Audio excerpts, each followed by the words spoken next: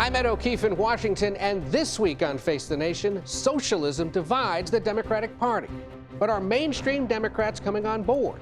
And is President Trump being too dismissive of voters' concerns over the economy?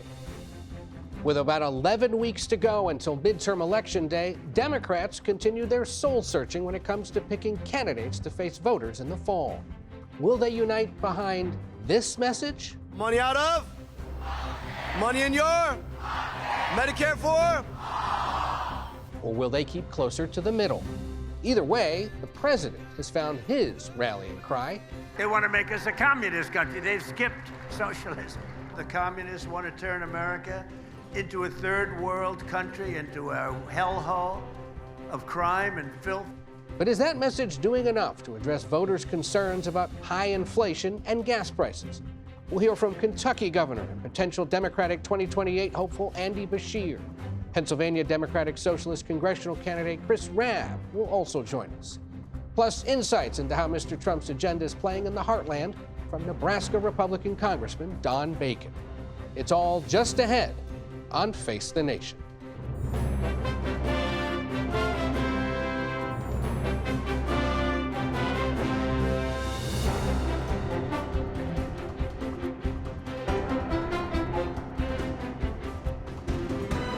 Good morning and welcome to Face the Nation. Margaret is out today.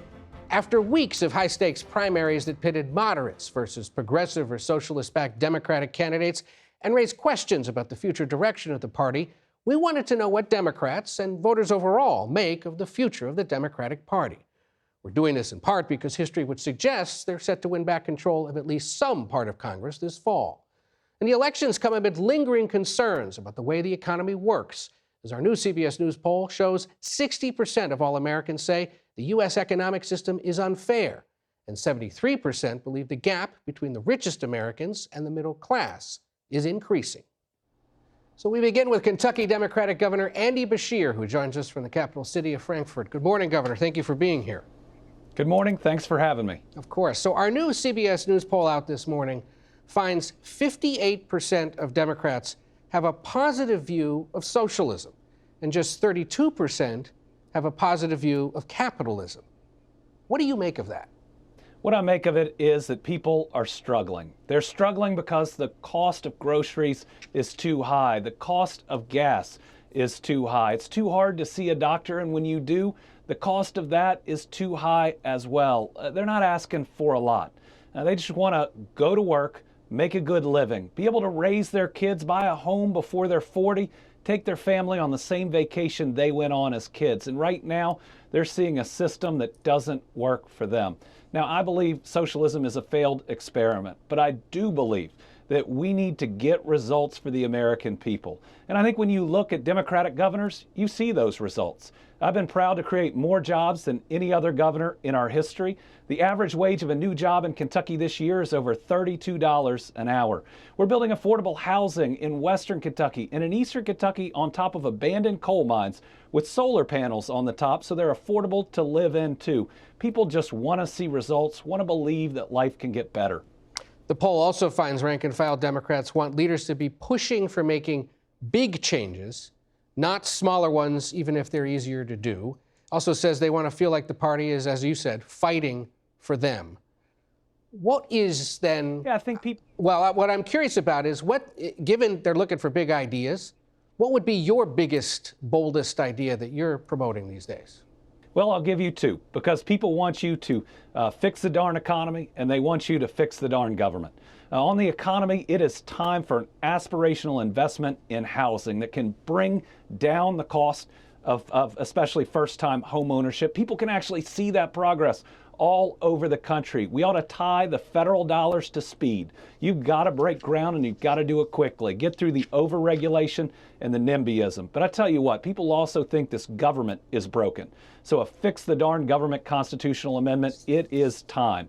It should outlaw partisan redistricting and enshrine part of the Voting Rights Act right there in the Constitution. It should create term limits for Congress and the Supreme Court. No more gaming those appointments. It should also overturn Citizens United, and I think call for direct elections of the president and the vice president. That could actually make things work. A big idea that would, yes, change government, but in a way enshrined in the Constitution where people would know it's going to get better.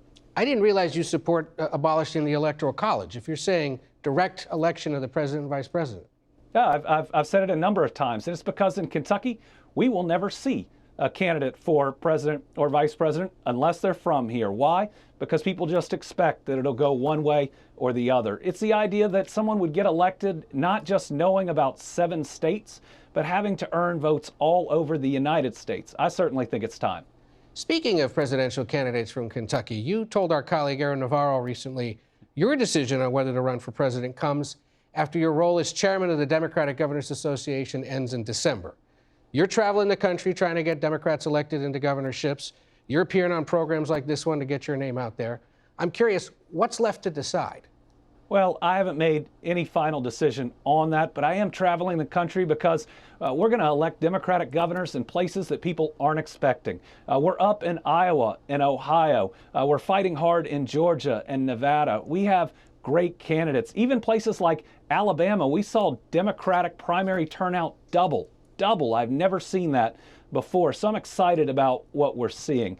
For me, I just refuse to leave a broken country to my kids or to anyone else's. We cannot allow Donald Trump's presidency to be normalized, for people to think that's the way that it's supposed to be.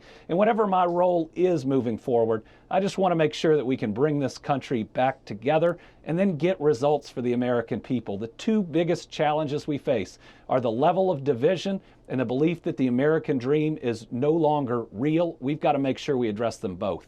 The Democratic Party on Saturday officially set its 2028 presidential primary calendar, shakes it up a bit, and puts 6 states now in the mix to be voting before March of 2028. I hear you've been particularly active in South Carolina, but I'm curious more broadly, what does this new schedule do to help or hurt the candidacy of a moderate Democrat like yourself? Well, I consider myself a pragmatist. I get things done. I stand up for all my convictions, having vetoed every anti-choice, every anti-LGBTQ+, every anti-union bill that's come to my desk. But at the same time, I consider myself a pro-business Democrat because business creates good jobs that can pay good benefits that can make that American dream possible. My job is just to get results for the people of Kentucky. This schedule, I think, is going to make any candidate get out and earn it. I'm happy that there are 2 southern states in South Carolina and Virginia, because if the Democratic Party is going to be competitive in the future, we have to be competitive in places like Kentucky, in places like the South. For too long, Southern Democrats have been overlooked, left out, sometimes even looked down upon. But look at what we've done. We now have 3 Southern Democratic governors. Georgia gave us 2 Southern Democratic U.S. senators, and Roy Cooper in North Carolina is about to be a 3rd. Keisha Lance Bottoms is going to be the next governor of Georgia. We have scrapped our way back to the table, and I believe that the DNC saw the importance of the South. I mean, you certainly have to win in the Midwest, which is Michigan. I think Nevada shows how important our Hispanic and Latino population are. In the end, this says you got to win in big states, in small states, in all regions of the country. It'll make sure that we have a nominee that could be a good president for the entire United States. I want to take you to an issue that animates the left of the Democratic Party especially, but something you also reference, and that is health care, but more specifically the concept of Medicare for all. Back in 2019, you suggested that that can mean 100 different things in 100 different ways, and that ultimately in your state, every Kentuckian needs access to affordable, accessible health care, and I believe the private sector often provides that type of health care. Do you still believe that, or has your thinking shifted at all on whether or not some kind of more government-backed public option should be out there in a bigger way? Well, like I said, I'm a pragmatist. My goal is to get results in the next month and in the next year.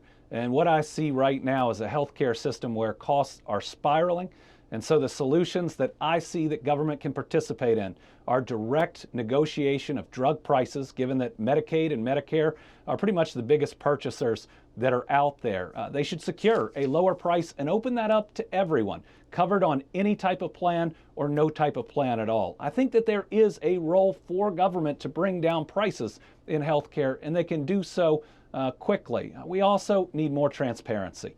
Now, the idea that one hospital charges something twice as much as another hospital in the same town, but you might not know, is a problem for consumers. It shouldn't be like buying a car, a sticker price where you're not sure exactly how much it's going to cost. It should be open so people can make the right decisions and get the best quality health care at the best price. But let me say, I do believe that health care is a basic human right. And so I'm willing to have conversations with anyone who agrees with that. You know, in my faith, Jesus said a doctor is for the sick, and look at what Republicans are doing. Their big, ugly bill could shutter 35 rural hospitals in Kentucky, fire 20,000 health care workers, but more than that, create a system where a pregnant woman in Kentucky might have to drive an hour and a half or 2 hours just to give birth. That's really wrong. So you're open to conversations about Medicare for all, it sounds like, but not necessarily sold on the whole concept. I got to ask you in our remaining moments here, you have been writing letters and trying to get updates on the status of Senator Mitch McConnell. Have you heard anything back from his office on how he's doing? I've heard absolutely nothing back from Mitch McConnell. And while I do hope that he is getting better, I've known him my entire life. I wish him no harm. I actually wish him good health. His boss are the people of Kentucky. And this is why the Senate, the Republican-controlled Senate, feels so broken. They feel like they're not accountable to anyone. All he needs to do is call into this show for 2 minutes, or Fox News for 2 minutes, or do a video for 2 minutes to the people he's supposed to serve. But you know what? He absolutely refuses to do it. And then John Thune, as the leader of the Senate, you've got a duty to make sure all of your senators have the capacity to serve. And what is he saying? Not my job. That's not surprising. None of them will do their job right now and stand up to a president that is running over the Constitution at every turn. Well, we'll take a call from Senator McConnell if he'd like to make it. We appreciate you being here this morning. Sounds like you're thinking about running for president for sure. Governor Andy Beshear of Kentucky, thanks again. Face the Nation will be back in 1 minute. Stay with us. We turn now to Republican Congressman Don Bacon. He joins us from Omaha, Nebraska. Good morning, Congressman. And we understand it is your birthday, so happy birthday, and thank you for spending part of it with us. Good morning to you. And yeah, I'm 9 years old and dog years, so that makes me feel better. Okay, well, if you could do the math, you'll figure that out. But we appreciate you being here. I want to start this morning with something the president had to say on Friday about the state of the economy and the state of the war with Iran. Take a listen. For you to pay a tiny little bit more for your gasoline, just remember you're doing it so that a very evil country cannot have, a country really, it's the #1 state sponsor of terror in the world. We don't want to have them have a nuclear weapon. So remember that when you have to pay a little bit more, you're at $4. It's okay. I mean, it's, I'll never apologize. I did the right thing. I know you're not running for re-election this fall, Congressman, but in the context of the midterm elections, is the president's justifications for gas prices across the country helpful to Republicans on the ballot this fall? Well, I think here, and in the tape you just played, he was being honest. And I think he was setting maybe false expectations in the previous months during the initial, parts of this campaign with Iran, saying we're going to get a deal tomorrow, we're going to get a deal tomorrow, and not. This is going to be a longer-term fight, and I think he needed to set appropriate and honest expectations here. Iran has killed about 1,000 Americans. It has been the world's leading exporter of terror. In fact, 600 Americans were killed in Iraq from primarily those very dangerous roadside bombs that Iran made and sent to all the terrorists in Iraq. And I just think it was important for him to level with the American people. This is going to be a tough fight, and we cannot allow Iran to have a nuclear weapon. I don't think we should allow Iran to kill 1,000 Americans. This should probably have been done a long time ago. Yeah. But I think he started out this whole war with, this is going to be an easy fight. We're going to be done here. It's going to take a month, 2 months. Okay, we're going to get a deal tomorrow. And I think those false expectations hurt him, and it's hurt the favorability of what we're trying to do here. But do you get a sense he feels the pain of Americans, the economic pain? He doesn't communicate it well. As you mentioned, he makes light of the affordability question, and we do have an affordability problem. And I think, I think a better way for him to frame it, we had 9% inflation under Joe Biden. Of course, it went down towards the end of his presidency, but the Americans have never recovered from that. And once again, inflation is slightly higher than wages. Yeah. So I think most Americans are feeling the pain at the grocery store and the gas. So I think it's better just to acknowledge, hey, this is a problem, and we got to work towards getting wages climbing faster than inflation. But one of the ways we could do that is to change his tariff policy. Tariffs have hurt inflation. It's not only just the war with Iran and gas. Tariffs have also had an impact here. And I would encourage the president to review the tariff policy. Global tariffs, it ends up being a tax on consumers, and we're paying more because of it. Well, the fate of the USS Abraham Lincoln has been in the news in recent days. It is now expected to return to port after a more than 9-month deployment amid concerns about living conditions aboard the vessel. The president was also asked about this on Friday. Take a listen to this, what he said. The deployment's gone on too long? No. Not nearly long enough. Not nearly long enough the deployment has been, he said. Was the president wrong to be dismissive about the concerns aboard the USS Abraham Lincoln? I think so, Ed. It would have been better to acknowledge, hey, long deployments are hard. I did 1 year in Iraq. I had three other deployments to Iraq or the area that were shorter. But when I was in Iraq for a year, there were Marines and soldiers there for 18 months. So I think it's better to acknowledge, hey, this is hard on the families. It's hard on the service members. Thank them for being willing to defend our country and doing these 10-month deployments if you're on an aircraft carrier. I think that would have been a much more better way of addressing this issue. It is hard on families. We should acknowledge that. But we've done it for previous wars and deployments, and we'll have to do so in the future. I think that's a better way to phrase it. The USS George Washington is now headed in to that region as the Lincoln comes back or heads to port. Do you think there needs to be some kind of congressional investigation or review of the last 9 months and what was going on aboard that carrier? Now, we should have oversight. We should bring in Secretary of the Navy or the commander, the service chief of the Navy, and have them explain to us the truth on that. But I served on an aircraft carrier as an Air Force guy during my 30 years in the Air Force, and we had some of these incidences when I was on the carrier. This was back in 1996. When we weren't at war. We were doing the southern no-fly zone for Iraq. We were trying to deter Iran, but we had a couple members jump overboard and commit suicide while I was on that deployment. So these incidences, they're terrible, they're sad, but it has happened previously, and unfortunately, likely in the future as well. We're about 5.5 months into the war, and earlier this month, you argued Iran believes they can drag the president along. Looking at the battlefield as it currently stands, has the U.S. lost its advantage in this war? We still have the advantage, but we have to be patient. And I think that was the point I was trying to make when I said that Iran was dragging the president. When Iran hears the president say, we're going to get a deal today, we're going to get a deal tomorrow, they want a deal, Iran doesn't think that way. What they were hearing was weakness. The president should say less, keep the pressure on. This blockade is crippling to Iran, and we need to keep that blockade ironclad, not let a single ship enter or leave the ports out of Iran. Their economy is in tatters. The leadership there is struggling. Keep the pressure on and say less. That would be my advice to the president. And how do you assess the Defense Secretary, Pete Hegseth's performance during all this? Well, I think he's following the wishes of the president. I do have concerns that the president said he was not aware that we had a shortage of weapons like cruise missiles and Patriots.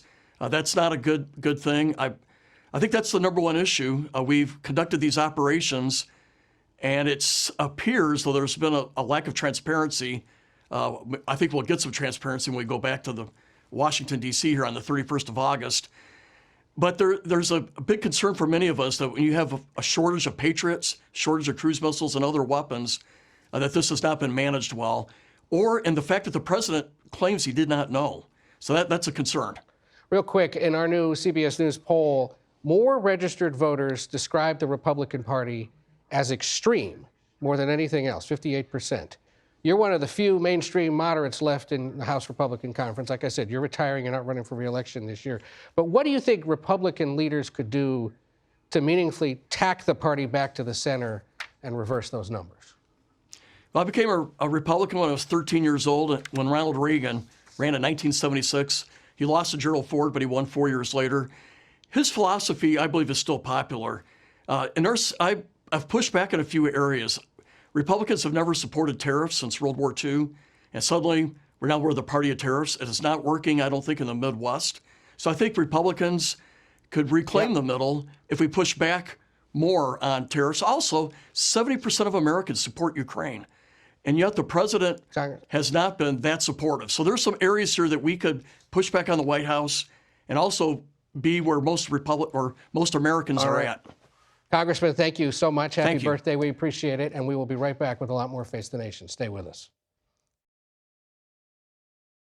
For more from our new poll, we're joined by our Executive Director of Elections and Surveys, Anthony Salvanto. Anthony, great to see you. Good morning. It's a really interesting survey. So give us the big picture. These recent Democratic primaries, they were close, especially out in the Midwest. Are Democrats really split over socialism? So let me start with the big picture among all Americans, because most Americans say they think the free market is a good thing. They have a more positive view of capitalism than they do of socialism, and they're net negative on socialism. But yeah, by comparison, there is relatively more support or favorability of socialism among Democrats. Not all Democrats, but it is a majority, and higher than compared to capitalism. You ask people what that means, because these are just labels. Right. And Democrats tend to describe socialism in terms of outcomes. Well, it's fairness. Well, there's more equality, and they're concerned about income inequality. Other people, other Americans, describe it as government control, and that's in a more negative context. So you can look at polling going back to the 30s, going to the 60s. There's always been these discussions of socialism, but they do tend to come out in tougher economic times. And even in this poll, we find, especially young people, saying like they feel opportunities are lesser now than they were for previous generations, that it's harder to get ahead, that the system doesn't work in a fair way. All that's the bigger context. So as you rightly point out, this is a resurgence or reemergence of socialism. Certainly we've seen that this summer. How is it then splitting the Democratic Party specifically? So one interesting thing is that it is college-educated Democrats who are relatively more favorable for socialism. And yes, they have even slightly higher incomes. We've seen some of that, too, in the votes that you mentioned, or the vote patterns in these states. What could be happening there is a sort of relative expectations. Maybe they've got a little more money, but it doesn't buy them as much as they thought. And the other part of it is, you ask people, is the Democratic Party as progressive as you'd like it to be? And that is also pretty even. Even as they have this argument amongst themselves, ultimately they've got to go find swing voters, maybe even Republican voters, to vote for at least some of these Democrats if they have any hope of retaking control of Congress. So when you ask Americans overall about socialism and how the Democratic Party is sorting itself, what do they say? So the big question here, I think, is what are the Democrats offering that's in contrast to the Trump economy? And of course, they want this to be a referendum on the Trump economy. But Democrats say they'd like to have bigger ideas from their candidates than smaller or incremental ones. They'd like to see people who they think are fighting for them, almost more affect than anything else. The way that plays going forward is that when you ask people to look back on other times Democrats have been in power, it's not necessarily seen as being successful. Remember the last time inflation started under Democrats. So do they need to offer something new in contrast? This is ultimately a fight about what that is. All right. Anthony, we'll talk a little bit more about this later. Thank you for now. Thanks. We'll be right back.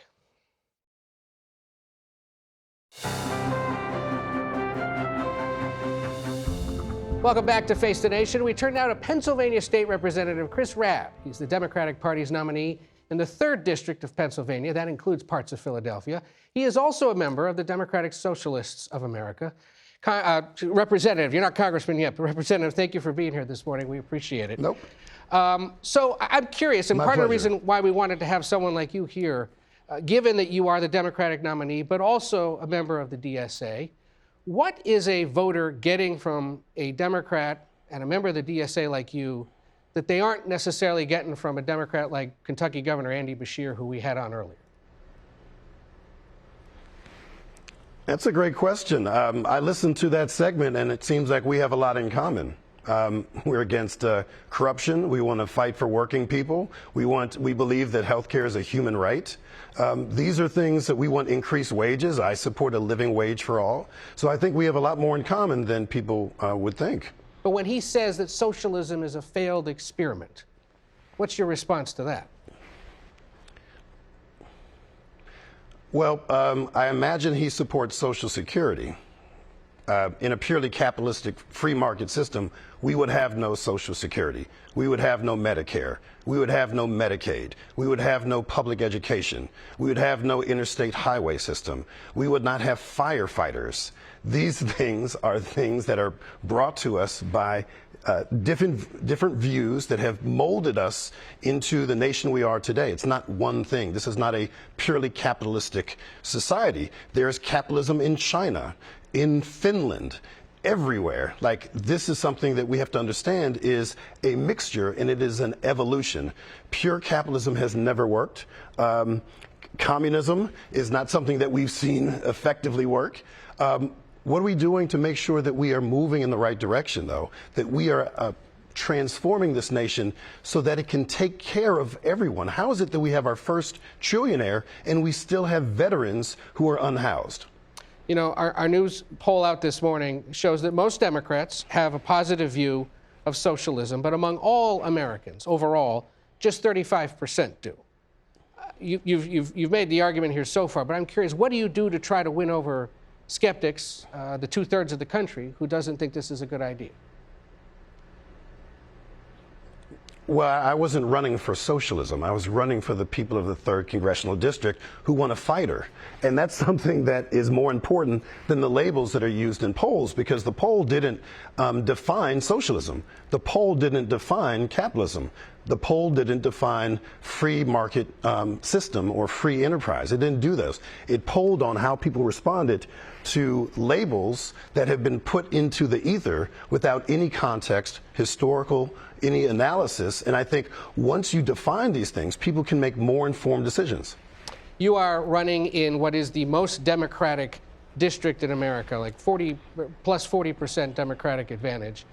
So it's perhaps understandable, or that helps explain how a socialist-backed candidate can emerge. But there are others in the Democratic Party writ large who are... I have to push back, Ed. Why is that? I got to push back. You can't conflate Democratic Performance Index with people who support a Democratic Socialist. I ran for months, long before anyone mentioned that I was a member of the Democratic Socialists of America. I didn't run for socialism. I ran for the people. Just because people are more likely to vote for Democrats does not mean that they are inherently more inclined to support this ideology or the other. It just showed that in my district, in my race for the Democratic primary, that I came out 14 points ahead in a 4-person race because I was a fighter and I talked about issues that mattered, and socialism did not come up. Okay. And actually, our poll this morning shows that Democratic voters overall are looking for fighters, or people who are certainly promising to do so. I do want to play, however, something that former ambassador, former Chicago Mayor Rahm Emanuel said this morning on Sunday morning in conversation with our colleague Robert Costa regarding the progressive versus rest of the party sort of split or discussion that y'all are having. Take a listen to what he said. This, again, I'm about flipping red districts to blue. I'm not about taking blue districts and making them midnight blue. You want to see a raise in the minimum wage? Winning over Democratic districts is not the way to get it there. You got to win Republican districts. What's your response to the mayor's strategic argument there?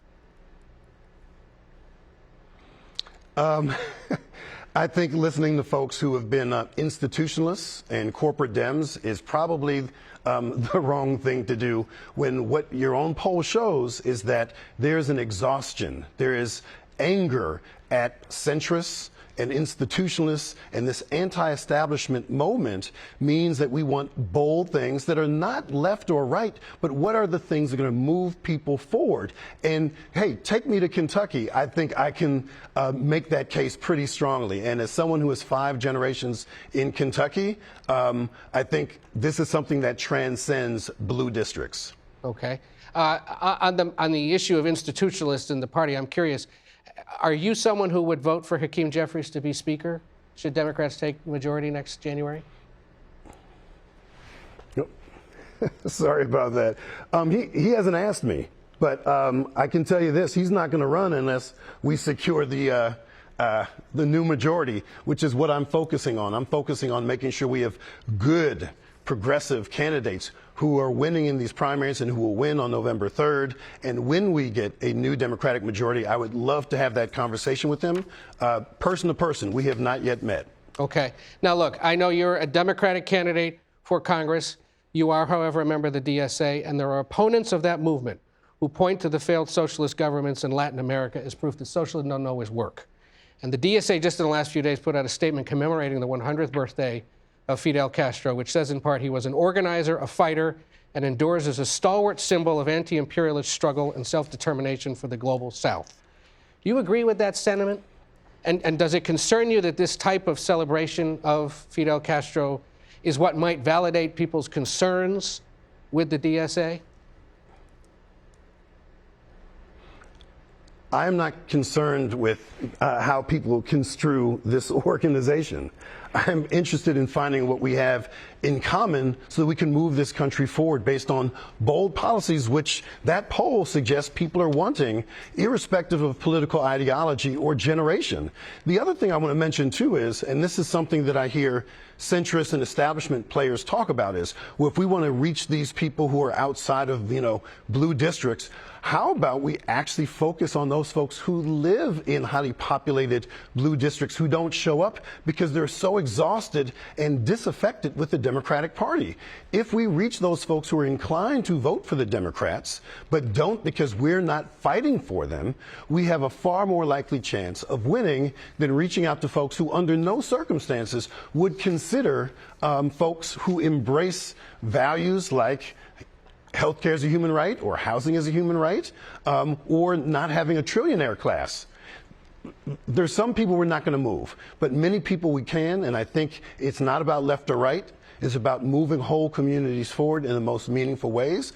And as it relates to these statements about other folks in other countries, I hope we're all anti-imperialist. I hope we're all anti-fascist. I don't think these are particularly controversial stances. All right, well, we'll leave it there. You are a big part of the debate in your party about who it is should be focused on and how to do it, and that's why we wanted you here.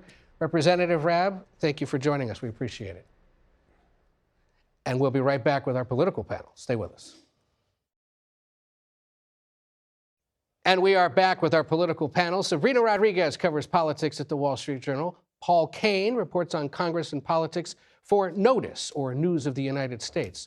Toulouse Oloranipa is a staff writer at The Atlantic, and our executive director of elections and surveys, Anthony Salvanto, is back with us as well. This is kind of a Washington Post reunion. A handful of us have worked there before. We're very proud of the work they continue to do. And it's the first time for both of you. Yes. But Sabrina, ladies first. We look at this ongoing struggle in the Democratic Party to define what it is and how to win. You've been out and about. And I was struck by something someone said to you out in Wisconsin in recent days. They said, the Midwest is not Manhattan. There are limits here. It seems the far left may have actually hit a bit of a wall, at least in the last few days. Absolutely, Ed. I mean, we saw in both Wisconsin and Michigan, I think, coming out of the New York primary, there's been so much conversation around this democratic socialism versus establishment fight that's playing out in the party. But there was the big question, okay, in a state like Michigan, in a state like Wisconsin, states that voted for Donald Trump, these, chronically extremely purple states, is there a lane? And clearly the verdict is it's very divided. It's very complicated. Seeing Abdul El-Sayed's win in Michigan, yes, it's a big win for the far left, but there is the question mark. He won by 1 percentage point. So we're seeing this fight playing out, and it's clearly far from over in terms of what direction the party's going in. Paul, who's also making his Face the Nation debut, you have covered Congress, especially in the contours of the two conferences for this entire century. So you've seen this once or twice. And that's not to call you old, it's to say that you're not. But you've seen a thing or two when it comes to congressional races. And my point is, we've seen the two parties go through cycles like this. And you've written recently that the Democrats have the potential to take back the majority, but may not be able to do it to the extent that they could have in other cycles if they nominate too many extremist candidates. There are, for people my age, a lot of us look at this and think, wow, it's 2006 all over again. Our friend Amy Walter tweeted that, like, she's got a sense of deja vu. There are like sex scandals happening, a war in the Middle East, a president in his second term, very unpopular. But at the same time, there's also some 2022 deja vu where Republicans had a lot of great political environment that was going on, but they nominated, not just in the Senate where candidates like Dr. Oz and Herschel Walker got a lot of attention, but they nominated a half dozen to a dozen candidates in winnable districts in the House that were just outside of that general mainstream. And they ended up not getting that sort of big bounce. And they ended up with a majority at just 222 seats with 4 votes to spare if everybody shows up. And so there are some similarities to 2022 that could be happening here, where the wrong candidates in the wrong districts in the wrong states might end up not giving the Democrats the sort of election that they could have otherwise. And Toulouse, I know that was part of the concern in Michigan, whereas Sabrina said he only won by 1 point outside, and now there's been polling that suggests he's underwater against the Republican Mike Rogers. And he realizes that, and that's part of the reason he's trying to move things in a direction of saying he wants to be conciliatory, he wants to have a big tent, he wants to reach out to people who did not vote for him, he wants to reach out to some of those working class voters, some of those black voters who voted for Haley Stevens. He's talked about that on the campaign trail. But this broader civil war that's taking place within the Democratic Party, it's really right underneath the surface of all of this sort of kumbaya work together. There's a big tent, we're all united more than we're divided. Right underneath that, there's a lot of opposition between the two sides of the party. And if they're able to muscle their way through to November, I suspect that a lot of those divisions will pop back up as soon as we have to figure out who the speaker is going to be. We heard from Hakeem Jeffries that he does not support the DSA agenda earlier today. And so there's going to be a lot of working out they're going to have to do to get together if they're able to win the House in November. Signal he doesn't support the DSA agenda, signal he doesn't support Medicare for all, and what does Chris Rabb say? I haven't heard from him yet, so I don't know if I'm voting for him. That's the kind of trouble that could be coming if they govern, or try to govern.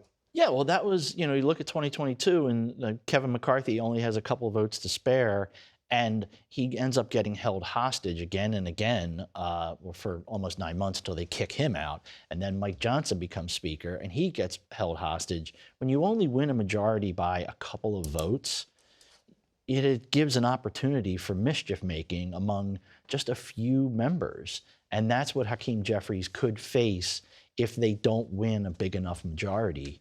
Or if he doesn't win the majority, it's an even bigger problem. I would just add, I think one of the most striking things to me from the poll this morning is the fact that the majority of voters regard the Democratic Party as weak, and that a majority of voters do not think that the Democratic Party is effective. So I know there's this ideological debate that's happening within the party, but part of the opening that Democratic Socialists and the progressive left have had this year is because of the repercussions from the 2024 election, from those bruising losses, and this feeling like, what exactly is the party doing? We lost to Donald Trump in 2024. We're heading into a midterm. What exactly is fighting Donald Trump look like? What wins have actually been accomplished in the last 2 years? And a lot of frustration from the Democratic base questioning what exactly does the Democratic Party stand for and how exactly are we going to win? Yeah. You found something interesting in the poll regarding Democratic and Republican support when it comes to the economy over a key concept. Oh, price controls. Yeah. Yeah, and what's interesting here is for all this talk about ideology, you do see that there's a certain, you might generously call it pragmatism, in an economy where so many people are complaining about inflation. So you ask about price controls in general, and yes, you find a large number of Democrats in favor of independence, but also a slight majority of Republicans. And that's part of what it tells you. Not everybody sits there and maps everything onto an ideological framework for this in this kind of environment. And the president has been certainly not at all extreme to the left on this, but he has talked about price controls for different types of, or different elements of the economy. So they must see this or understand that it is something that finds general support. Yeah, and within the Republican Party, it's interesting too, for all our talk about the Democrats, there's a big gap between the way that Republicans rate the president on issues like immigration and even foreign policy, and then on inflation in particular, where it's lower, and it's hovered around 20 points lower, still improving, but not as high. And that gap is going to be important because when we do get to the midterms, one of the key questions, I think, is going to be what happens to the Republicans who are a little bit dissatisfied with the president. They don't dislike him, but on that issue, maybe not so much. So speaking of the numbers and the way things are tracking, can you give us a sense of where at least CBS sees the House and the Senate sitting right now? Well, one of the key things, and you started to raise it, is that it's different structurally from those last couple of midterms because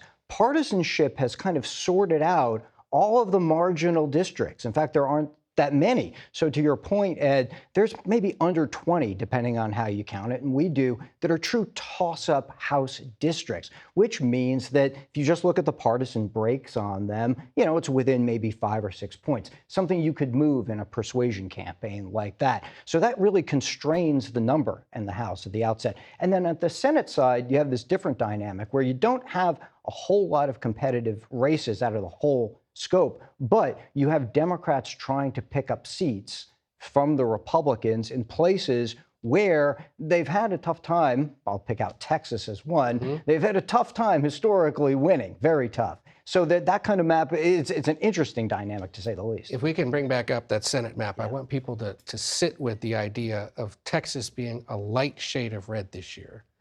That's kind of the one that's sitting out there as the maybe. When you, Toulouse, talk to Democrats, Sabrina, when you talk to them, how confident do they feel about that one happening? Texas is a big challenge for Democrats, in part because they've been trying to win Texas for the last 30-odd years, and it's always seemed like the one that gets away. It's a big state. There are a lot of Republicans there. It's a structurally Republican-leaning state. And so the fact that Republicans have a flawed candidate and Democrats have what they feel is a candidate that can compete for some of those moderate voters, some of those evangelical voters, some of the voters that are a little bit less ideological and less willing to vote for a flawed Republican who has issues, both corruption issues and issues in his own personal life. They think that the mix is right for the Democrats to win this year, but it is a very big state. It's a very big challenge, and it seems like they're on an uphill climb to try to win that state. Do they have a sense of what it takes? I mean, it's been the elusive dream for Democrats for a while, as you said. I mean, it's been since 1994. No Democrat has won a statewide race in Texas. However, there is this opening when you look at, for example, Hispanic voters. You and I have talked to many of them in Texas that moved towards Donald Trump in the 2024 election. They see an opening with James Tallarico. Now, it certainly doesn't help him to get tied to the Democratic Socialists in a state like Texas. But again, the Democrats are seeing this real opening because of who Ken Paxton is, because of all the baggage he brings, because of the fact that he had an extremely messy primary that went into a runoff. We're talking about almost $100 million that were spent in anti-Paxton ads, and that sort of helps this perfect storm, but it's certainly far from guaranteed. But temper the expectations, because we've talked about this, at least internally. There's a math issue for Democrats, not only in Texas, but in Iowa, potentially in Alaska and those other ones where they think they now have a shot. Yeah, well, the math issue in Texas is that you need to move a whole heck of a lot more voters just to make that percentage. A percentage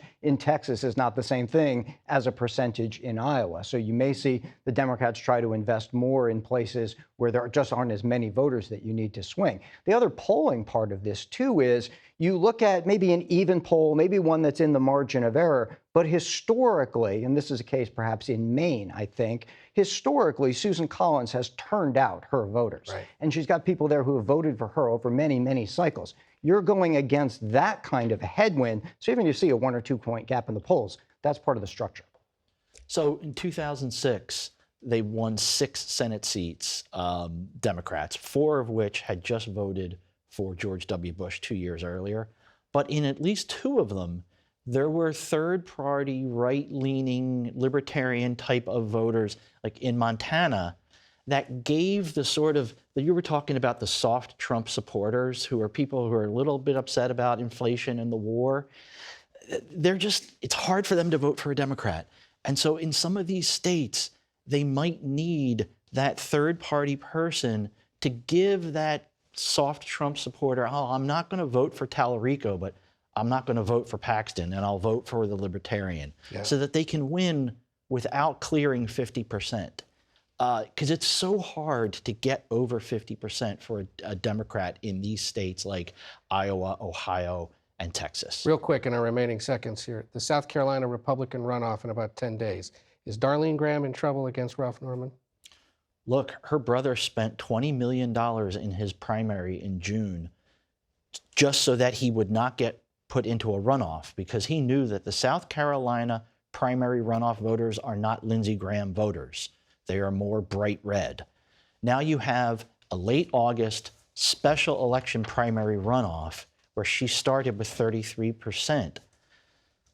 It's not clear that she can win unless Trump really goes there and really lays down the law and says you got to vote for her. Well, we'll see if he does that in the next few days, because to spend his political capital there would be telling with less than 80 days to go to Election Day. Sabrina, Paul, Anthony, Toulouse, thanks for being here. We appreciate it, and we'll be back in a moment. That's it for us today. Thank you for watching. Margaret will be back next week. I'm Ed O'Keefe. Take care.